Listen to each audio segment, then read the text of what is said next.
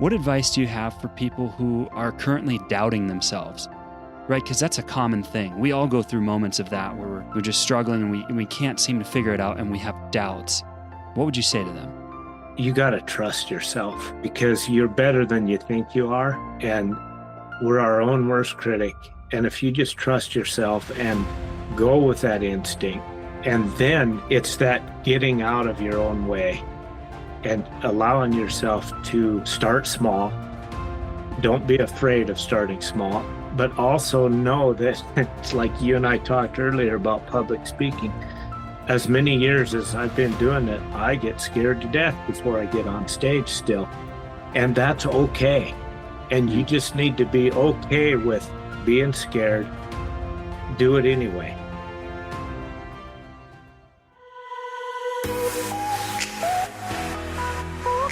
Welcome to the Dream Chaser Show. Our mission is to inspire and improve the lives of those who dare to chase their dreams. Here's your host, Eric Hydra.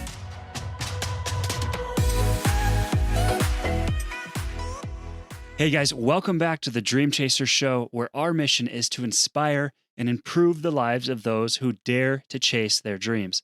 Now, in this episode, I had the opportunity to interview a man who I've come to truly respect and admire. His name's Duane Martinz, and he's an author, he's a life coach, and he's an international public speaker. And how I met him was through a group called the Toastmasters. Now, if you're not familiar with them, basically what it is it's a group of individuals that get together and practice public speaking. So I was at this Toastmasters meeting for the very first time. I had no idea what to expect and really nervous. Well, anyway, I show up and I sit down, and there was probably maybe 10 people at this particular meeting. And this guy gets up, and it was Duane, whom I didn't know at the time, but he gets up and he starts speaking. And he's just knocking it out of the park. I mean, he's doing fantastic. He doesn't seem nervous at all. And he's going for about 15 to 20 minutes at this point. But his speech is so compelling. He's telling stories and he's just drawing me in. I'm like mesmerized by this guy. And I'm just thinking like, oh my goodness, I don't think I could ever do that. I'm terrified to even be up there and speak for like 10 seconds. Well, then he's telling us about this book that he had written. It's called Becoming Your Own Champion. And he's holding it up and showing it to everybody as he's explaining kind of what he went through in his life and what brought him to write this book. And at one moment, he looks out to us and he says, "So who wants to take that next step?" And he's kind of holding the book out for someone to come take. And I'm thinking like, oh, this is just part of his speech. You know, he's not actually asking us. And he repeats himself. He goes, "Who wants to take that next step?" And he holds the book out. And I'm like, without even thinking, I jump up and I said, "I do." And he's like, "Awesome, come on up here." So I'm walking up around these people I've never met in my life. And I'm thinking, did I just break some rules or something? I have no clue. But he shakes my hand and he asks for my name. And then he hands me the book and he signed it and everything. And he finished his speech and all that. So I still have this book. It's called Becoming Your Own Champion. Well, then later that evening, I find out he's a professional speaker and he's an author, obviously, and he's a life coach. So he's an incredible guy. So just recently, I reached out to him and I asked if he wouldn't mind coming on the show and telling us his story about how he became an author and a speaker. And he's such a humble guy. He's so down to earth. So I really enjoyed this interview, and I know you will too. So let's just dive on in and get to it. Duane, thanks so much for being with us here today. Absolutely. I was stoked to get your message. So thank you for having me. Yeah, absolutely. So Duane, our show revolves primarily around two main things. It's faith and it's personal development. And I've been following you for a while now, and I've been kind of watching some of the stuff that you're going through. And I'm just curious, can you tell us a little bit about your journey through personal development and when it all started for you? Oh, absolutely.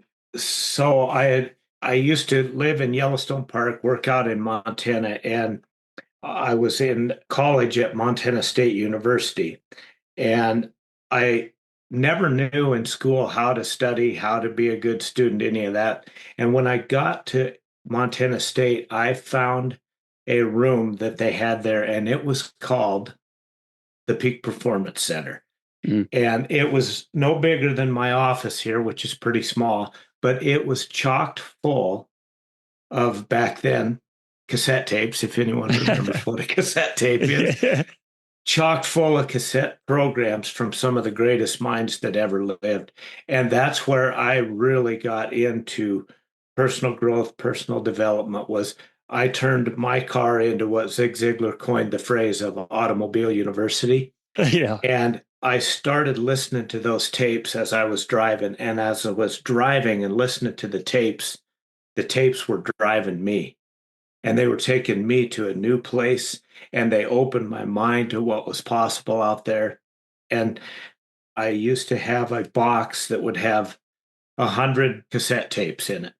And I would listen to those, and I still have a lot of Zig Ziglar programs. And he would challenge you on those 6 cassettes to listen to the whole program once and then listen to each cassette tape 7 times before you moved on to the next one.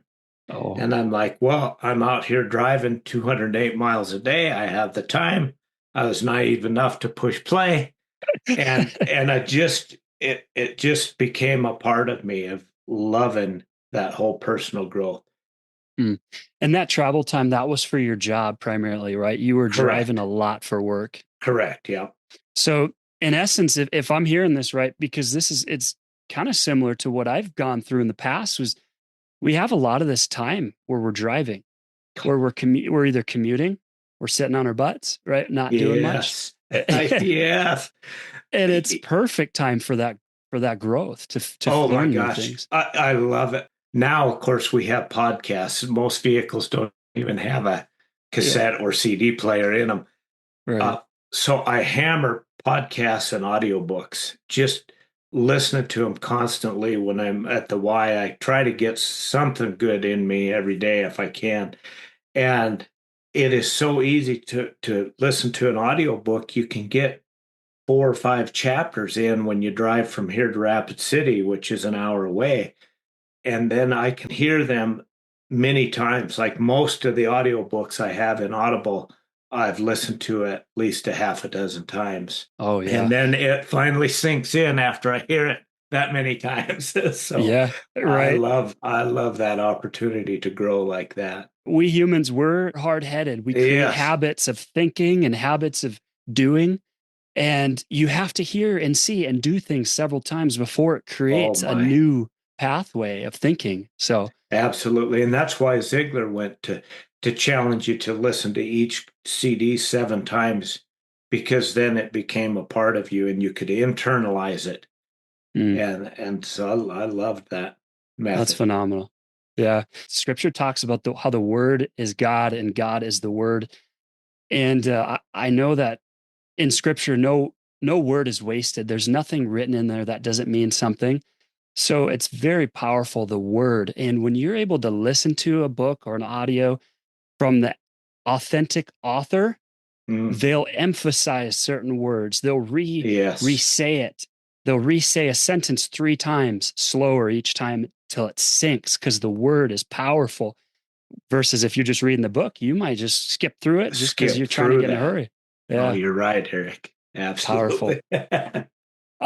So Duane, you're an author. The book that you wrote is called Becoming Your Own Champion.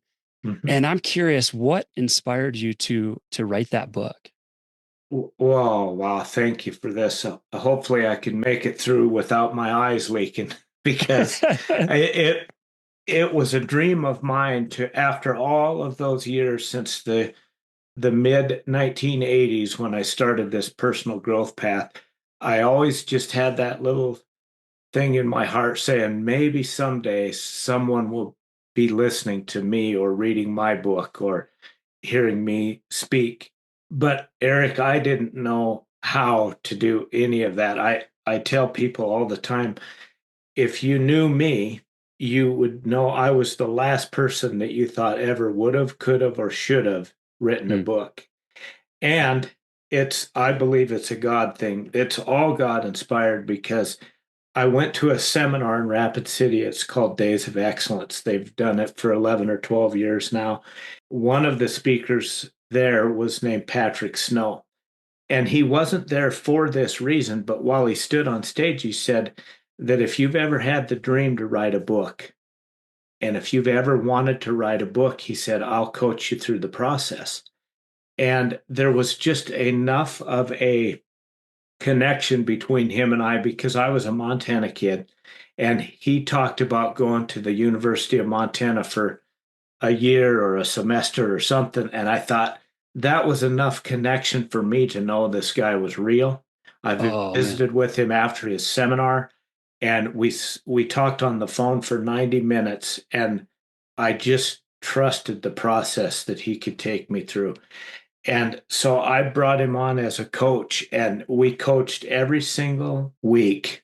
And I had the manuscript done in about 7 months, and the book was completed in my hand the day before the next year's Day of Excellence. In fact, I went back to that Day of Excellence the next year, and the MC held my book up in front of 1,400 people, and he said, some of you come to this seminar thinking, it's a day off. I don't have to be at work. He said, but some of you come and you hear a message that resonates. And he said, last year, Duane Martinz went home and he wrote a book that just came off the press yesterday. And so that was an amazing accomplishment for me. The other thing that it did for me, Eric, was I was afraid of dying with my music still in me, as I you've was going heard to that. ask you about that quote. Yep. And this takes that away. If something was to happen to me today with my speeches, with this book, and with the online course, I'm at least using some of the gifts that God gave me. And when I talk about it being God inspired, I was the slowest typer you can imagine. I didn't even know how to run Microsoft Word. I had to have my coach teach me. And I'm sure he's just smacking his forehead going, where did I get this guy from? But I had to watch a 2.5 hour tutorial on YouTube on how to use Microsoft Word. And I never one time had writer's block. And I would keep telling my wife, I said, I don't know if any of this is worthy of a book. But when this stack of sticky notes and thoughts and ideas from all these years are on this side, I'll be done writing. And Patrick taught me to have a decent sized book. You want 50,000 words was the goal.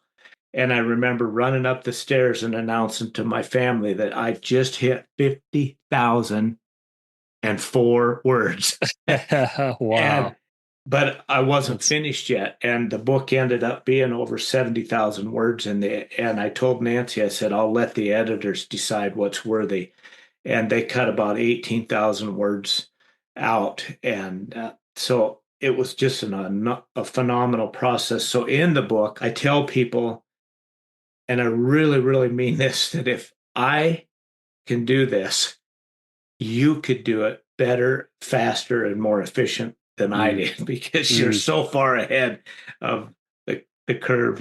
So I try to encourage anyone that has a book in them that the world needs your message and to just and literally, if I can do it, you can do it better and faster. All right. So Duane, you brought up a lot of things that I want to unpack. Your first thing that caught my attention was when you said the speaker who inspired you was real. He was authentic. There was something about him, just the fact that he connected with you from the school. You went to the same school. Mm-hmm. How that authenticity is what got you. The fact that he wasn't this perfect person. I think a lot of times with personal development, there can be kind of this soapbox feel. You should be doing this. You should be living this way. And a lot of times when I'm giving my messages, I'm like, we're human. I mean, even the best person in the world that's doing the best thing, that's maybe doing something we want to achieve, we tend to tell ourselves, I don't have that in me because I'm not like that person. Right. In your opinion, how important is it to just be real, even about our shortcomings and Well, successes? you have to be. There's no way to not be and have people listen to you because I think people are smart and they can see right through that. mean, you and I can tell when someone's just saying something that just isn't true. And Yeah. in public speaking, one of the things that helps you connect better with your audience is to tell your flaws, your firsts, and your frustrations, because then they're going, "Oh my gosh, he's real. He suffers with the same thing. He has the same mistakes I do." And a lot of times, so Eric, there was a 3-year period where I sent out a post every single day on Facebook, just trying to put some good out in the world. I never missed one day for 3 years. And many of the times when I would start my video, I would tell them that I need this message more than you do. And here I'm Mm. the guy that's given the message, but I'm admitting I need this today. Hmm. I need help in this area. I'm pitifully weak here, and I'm not very good in this area. So it's just like you said, admitting those. And people love to hear your firsts, your frustrations, and your failures. Yeah, absolutely. When you're talking about writing your book, it reminds me that I think a lot of people out there, especially people listening to this show, have aspirations, things that they want to achieve, things Mhm. that they want to do. It might not be writing a book, but it might be starting a business. It might be designing some sort of thing. It might be traveling. It might be being a better person, a better father, a better mother. All the things. Mhm. Um, when you look at writing a book, that seems like an astronomically huge thing to do. And Yes. so writing the book, you kind of looked at it and you said, okay, it's a big thing. How do I break it down into small bites where I'm just doing a little bit every day, a little bit every day to push the needle? How do you feel about that in terms of people trying to attain and chase their dreams? Because that's what this show is about. It's about really going for the thing that you want to do It, most. it is, Erica. I agree with you. Most of us, we get bogged down in the big picture. We know what we want, but it's that, how do I get there? And it's that we try to live our lives in overwhelm all the time. And Amy Porterfield taught me in Digital Course Academy to just say the phrase, "I don't do overwhelm." And that's a self-talk thing, but it worked for me because you get so bogged down and you just have to think, instead of the end product, just think, what can I do today to move that needle just a Mm. little bit? And that's where I say I just would come down and do the hunt and peck on the keyboard. And some days, Eric, it'd be 300 words, but I was here and I showed Mm. up for myself. And too many of us are afraid of starting small. We want to already be the big high selling author and the big podcaster and all of this, and we're afraid of starting small and going through the mistakes. And you can't be. You just have to do the baby steps and chug along a little bit every day. And sometimes you backslide, but, and you've heard this before, most of us quit too soon. You give up on Mm. yourself or your dreams too soon. And if you just would have went a little bit farther, you would have overcome that. So Mm. it's the baby steps, and it's that trying to do a little bit every day. And I still struggle with this in a big way. I have to write down things of, just do this 4 times this week. So in my planner, I'll write down, like right now, I'm trying to do a walking consistently. So I'll put down walk 4 times plus. So if I get my 4 or more, like last week was 5, but I have to still do the baby steps on many, Mm. many, many of my habits.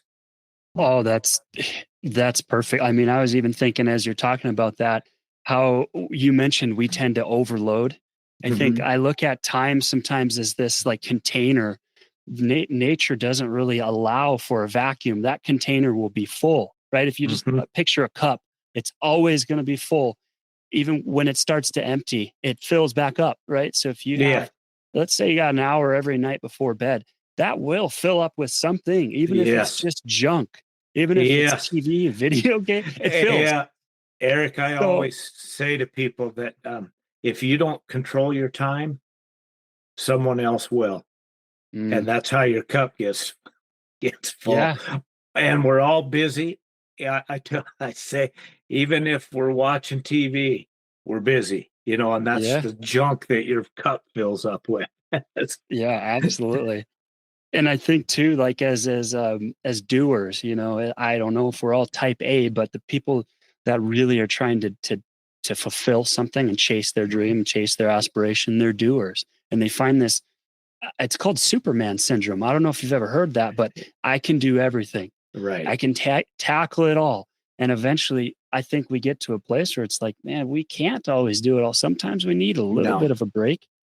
But I think it's important too, and tell me how you feel about this, but when you do hit your goals and you hit your 4 times a week, you're walking 4 times a week, you hit your writing every day for a week, do you celebrate? Do you ever take time to celebrate your wins? Yes. But I have to be reminded of that, because so many of us, that's why when I listened to your podcast that you did, the last one that you did, where you said 46% of people aren't happy.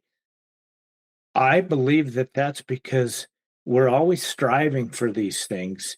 And then when we do reach them, we don't celebrate. We automatically go to the next thing. And you don't take time to go, oh my gosh, I did that. Even if it's a small thing, we tend to overlook it and it's no big thing. And then boom, you're on to the next thing, and you don't take that time to internalize of how good you are and what you just did, whether it's a small little thing or not. And sometimes I have to be reminded of that as well, and do something small, or say, once I accomplish this little task, even if it's a little one, then I can and go do something that's enjoyable. I can go fishing, or I can do this or that, So yeah, we need to take time to celebrate, because that if you keep moving that finish line and never celebrate along the way, you'll never achieve that joy that you were talking about in your last podcast. Yeah, I listen to a lot of people, and one of them's Matthew McConaughey, as wild as it sounds, but he says, earn your Saturdays. Earn your Saturdays. So yes. You put it on a certain timeline. Once I achieve this thing, once I do this thing, that's when I get to go do that pleasure. And so it's a pleasure reward system, right? It's like, It's like training a dog. You can't always be negative, and yelling like, no, don't do this. And yes, do that. You've got to give them the treat so that they know. It's the same with our brains. We're not much different, right? Our That's so true. That. We need that reward system. Like, good job, Duane. You did what you said you were going to do. Now here's that treat, if you will. And something else for me, I don't know about you, but I thrive off of a check mark too. Oh yeah. I talk about in my keynote, I ask people if they use to-do lists, and most people raise their hand. I said, the cool thing about a to-do list is you make it on Monday and that sucker is still good on Friday, because you just keep adding to it. And then I pare it down and I ask them to admit by a show of hands that how many of you might do something that is not on your list, then you put it on your list so that you can check it off your list. And I said, I am so guilty of that, because those little check marks give me satisfaction. I don't know if anyone else feels that way, but works for me. I've got some right here. My gosh, I don't know if you can see on the screen. I've got check marks for the things that just to knock it off. It feels good to cross it. Yeah. You get to look back and say, I did that. That's something I accomplished. So for me, that is part of that celebration that we talked about earlier of that check mark can do a lot for me. Yeah, that's a good point. I didn't even really think of that.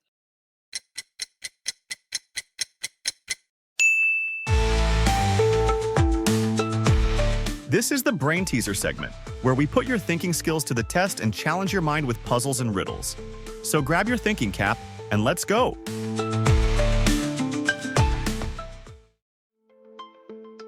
All right, welcome back to the Brain Teaser segment. Now, the reason for this part of the show is to just have a little bit of fun and also to exercise that creativity muscle to help you think outside of the box a little bit. So here's how this works. I'm going to tell you a brain teaser and give you a little bit of time to think about the answer. Try to really think about it too and see if you can get the answer yourself. If you need to, just hit pause on this episode and take some time to think about it. Then hit play and see if you got the answer right. Remember, what we're trying to do here is work on creativity. All right, here's the first question. What is yours, but everybody else uses it?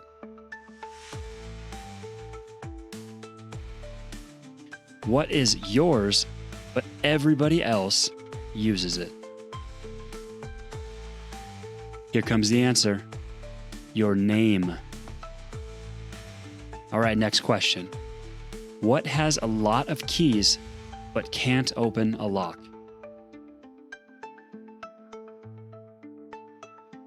What has a lot of keys, but can't open a lock?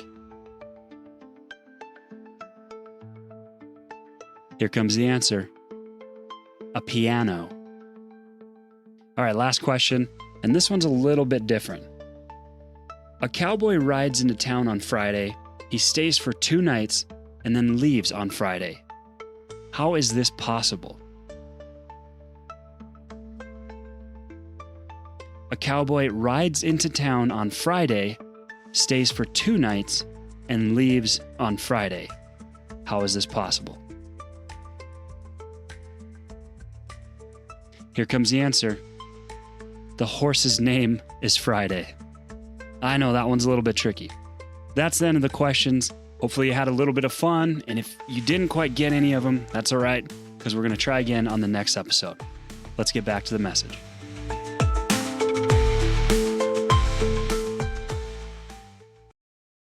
One of the other things that I want to ask you about, I saw when I was doing a little more research that you quote scripture. So you're a man of faith, Yes. which I am as well. And I'm curious how that plays out in your day-to-day life as far as faith goes. Oh my. Yeah, thank you for asking that. Well, one of the things that I do is I start every morning with some scripture, and I just use the YouVersion Bible app. And I thrive on, remember I just told you I love check marks and those little feelings of accomplishment. So in this app, it tracks your daily refresh that you do. And I am actually, I'm a numbers guy. So 966 days, I've never missed a day in this Bible app. And it just gives you a very quick scripture, a little 2 to 3 minute video explaining it. And then I have 5 prayers in there that come up. They rotate every day that I actually wrote for me to be the kind of person that I want to be. And I just can't think of a more powerful day to start your day than going through some of those. So here's one for me that I wrote on fear, and it comes up every week. It says, God, there are a lot of things I'm afraid of. Please help me to work through these things. Please give me confidence that you are with me and will protect me. And then I have one for peace. It just says, God, please let your peace fill my life and guard every aspect of who I am. No matter what goes on around me, allow me to find rest in you and your promises. But Eric, I have 5 of these that they're just powerful because it reminds me that I need the strength from somewhere else to get through my day so that I can be the kind of person that I want to be. And that's one of the big prayers that I have every single day, is to use me for something greater than myself. So that's the way I start the day. And that habit just serves me so well because it keeps me, it gives me direction for the day. Yeah. I'm just going back in time throughout history how I used to start my day. And it was I was more of I would say, a victim of circumstance than I was a purposeful person trying to make my day. My day would make me, if that makes sense. Yes. I would wake up and it was a train wreck, Duane. I would wake up and let's say I got to get to work at 7. I'm getting up at 6:30 and I'm shoving food in my face, Oh, just yeah. rinsing off real quickly. And then, if I didn't at the time, wasn't married or whatever when I was in the Air Force, but just rush out the door. And then when I was married, it was the same, but I was basically like, oh yeah, babe, see you later. Love you. Bye. And day after day after day, that's how I started it. And Wow. that's about how I'd end it too. And I Yeah. think that I would bet a lot of people can relate. And it's like it just starts you off on a weak foundation. Yes. The whole day is chaos when it starts like that. So how did you transition into what you do now? Where did your change come from?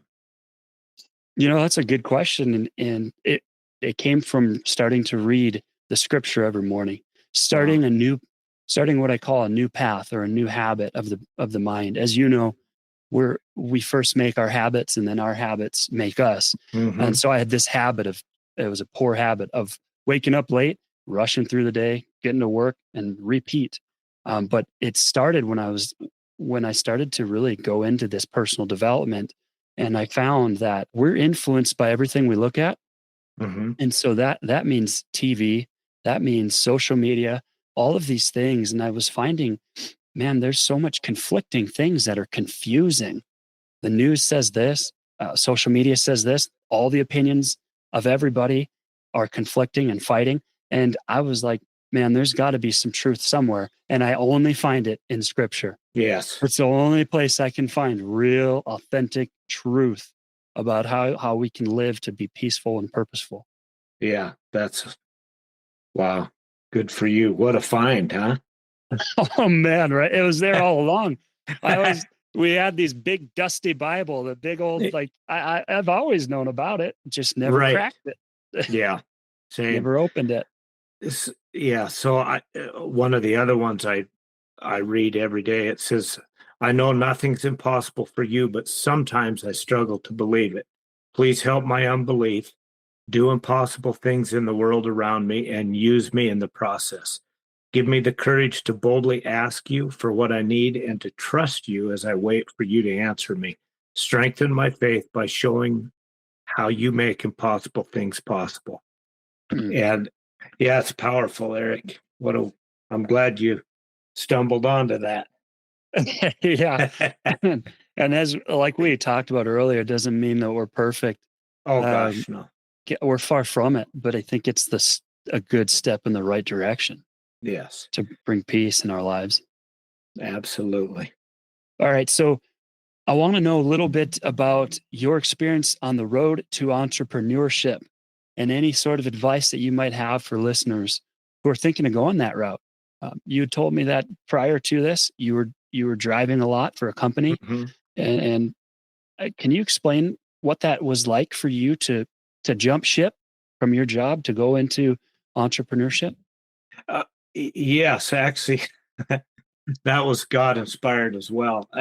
Retirement wasn't on my radar that much, and I had nearly lost my wife for a second time due to a medical reason. Way back after we had our first child, I rushed her to the hospital, which we were in Yellowstone and lived an hour away, and I got her there, and they did an emergency surgery and said if you would have waited 20 more minutes, we couldn't have saved her.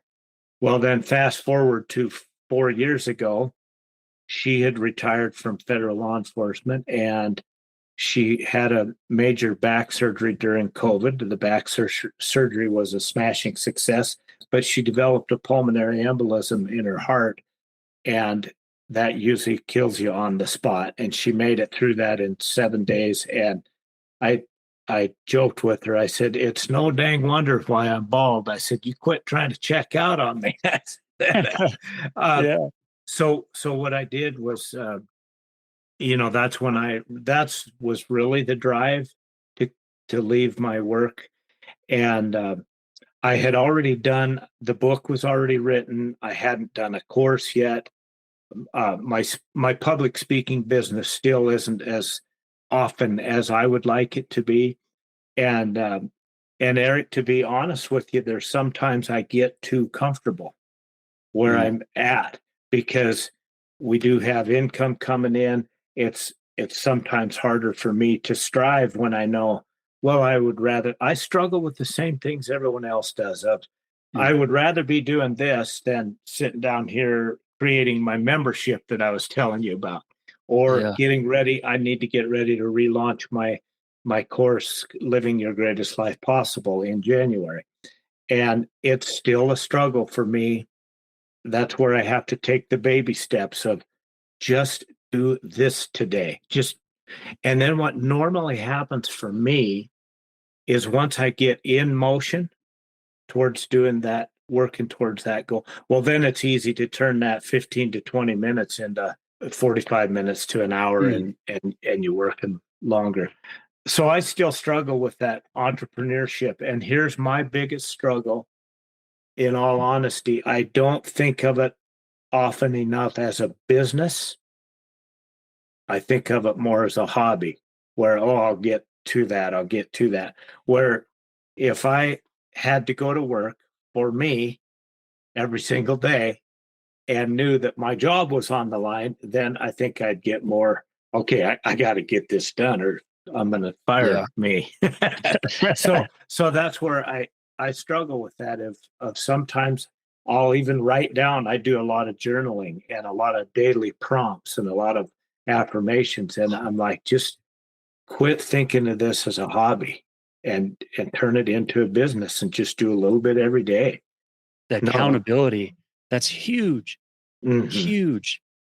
And if you're like me or Duane, sounds like a lot of us struggle with that personal accountability. If no one's holding us accountable, like at the job, right? If you don't show up to your job, your boss, whatever's going to happen, it's going to fire you. You're accountable. But when you're an entrepreneur or starting a business, or like Duane, you start the speaking and writing, you've got to hold yourself accountable, or you need somebody else to do it. And I think that's where the coaching thing comes in. I've personally hired myself several coaches, and it's like, you'll never reap the benefits of spending money quite like you will on your own personal development. I don't know if that's been your experience, but spending money on yourself for your development is huge. So hiring a coach is amazing. Well, that perfect saying that, Eric, because that's the only way I got this book done is I hired a coach. And had I not been financially committed, so I'm I call it tight, cheap, frugal, don't know what.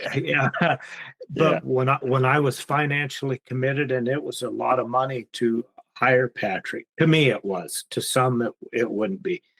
But to ask my family to take money out of our accounts to do this, I needed that accountability. I needed to follow up. So that was the best thing that happened for me, because if you pay, then you pay attention. And that's what happened to me with the book. Was I was financially committed, and it was a lot of money, and I needed to see this through, because just like many of your listeners, I've been guilty. I'll buy a program, I'll buy a book, I'll buy a something, and most of us never finish the books we buy. We don't finish reading them. And I'm guilty of that as well. But with this, I was like, this is a huge commitment. I need to be accountable to me and to my family and see this through. So it was that investment in myself that helped me get the book done. You got skin in the game. That's important. Wow. Yeah, absolutely. When you're sitting on the sideline watching someone play, you got no skin in the game. But when it's your butt on the line, there's another saying too: show me where your money is, and I'll show you where your priorities are. Yeah. Right. You got that right.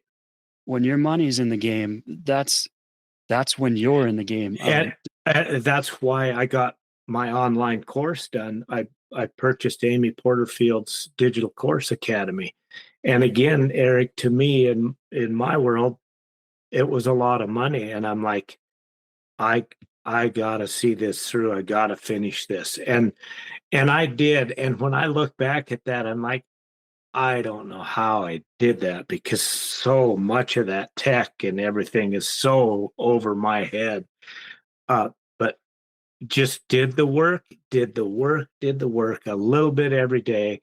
Didn't get in overwhelm mode like she taught us. And lo and behold, I did the work. I trusted the process, and I have a digital course, so the same way I got the book done. Awesome. Doing so then with that course, you do life coaching, if I'm not mistaken. So if our listeners wanted some coaching services, where would they go to find that? Well, if you go to DuaneMartinz.com, the book is on /book, and then I have a free resource out there that's /tips, and that's one giant way you can get a free PDF download to how to jumpstart your day. And it's how to increase your happiness and self-confidence at the start of every day.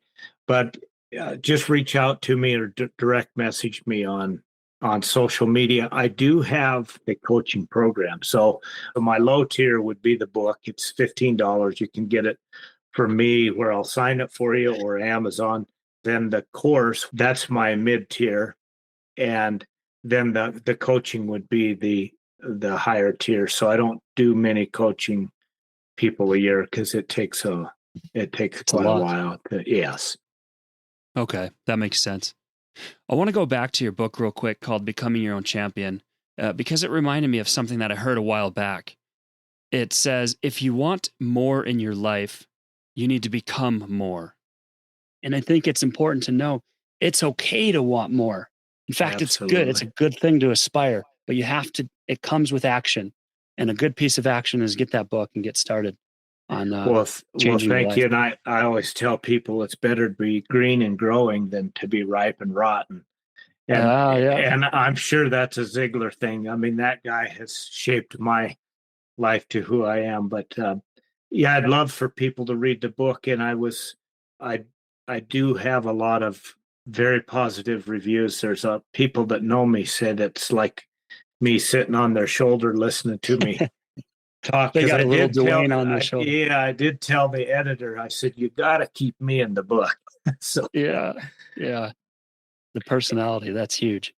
And if they do order it directly through me, I usually pray that I write the right words in the cover of the book to touch someone, and because sometimes that may be all that they read, is the part that.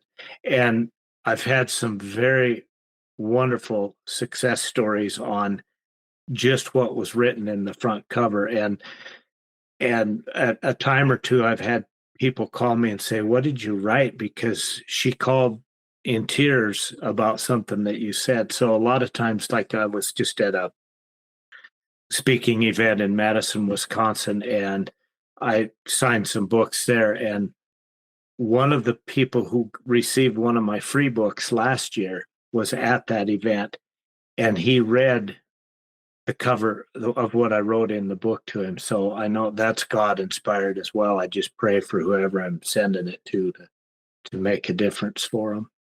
That's awesome. And like authentic too, like a real, you that's really great. With misspelling and everything. Yeah. You have to Google some of those words, huh? Make sure that they're spelled right. Well, cool, Duane. I just a couple minutes left. I really appreciate you being here. But before we close out, I just wanted to ask, what advice do you have for people who are currently doubting themselves? Right? Because that's a common thing. We all go through moments of that where we're just struggling and we can't seem to figure it out, and we have doubts. What would you say to them? Yeah, the first thing, Eric, that comes to mind, I'm tearing up already over, is you got to trust yourself, because you're better than you think you are, and we're our own worst critic. And if you just trust yourself and go with that instinct, and then it's easy to find the process to get to where you want to go, because there's a lot of ways to get there if it's whatever it is that you want to achieve. But it's that getting out of your own way and just allowing yourself to start small. Don't be afraid of starting small, but also know that it's like you and I talked earlier about public speaking. As many years as I've been doing it, I get scared to death before I get on stage still. And that's okay. And you just need to be okay with being scared. Do it anyway. There's a book that's over here by Susan Jeffers. It's called Feel the Fear and Do It Anyway. And truly, just trust yourself, because the world has good things in store for you. And if you just trust enough to take that first step, I think it was Martin Luther King maybe that said, you don't have to see the whole stairwell, just take the first step. Mm-hmm. And that's the hardest part of just letting yourself go and trusting yourself enough to start. If you have got to start the process in whatever it is that you want. So that's the biggest thing, is to start. So phenomenal. Yeah, thank you. Yeah, phenomenal. I personally believe that our biggest gifts and our purpose is found behind the wall of fear. So when you find something that makes you scared, there's something in there that you need to do. And I can't explain why. I don't know why, but I can tell you that the times I felt most alive was when I was scared of doing something and I did it. Right. All right, Duane, thank you so much for being with us. One last time for our listeners, they can find you at DuaneMartinz.com. Correct. DuaneMartinz. And also you can find me out there in the Facebook world. And I'd love to connect with you and help you any way that I can to achieve whatever it is that you want. Awesome. All right, Duane, thanks so much. Yeah, buddy. Thank you. This has been wonderful. That's going to do it for this episode of the Dream Chaser Show. Now, I have a quick favor to ask you. If you've ever gotten any value from this show and you haven't already, please leave us a review and share the show with one person. It just takes a couple of seconds, but it really goes a long way in helping us create even better messages and shows the world that what we're doing here is actually valuable. Also, don't forget you can contact us by clicking the Send Us a Text link at the top of the show notes in your podcast app. We'd love to hear from you. Thanks for listening, and remember, dream with courage, chase with faith.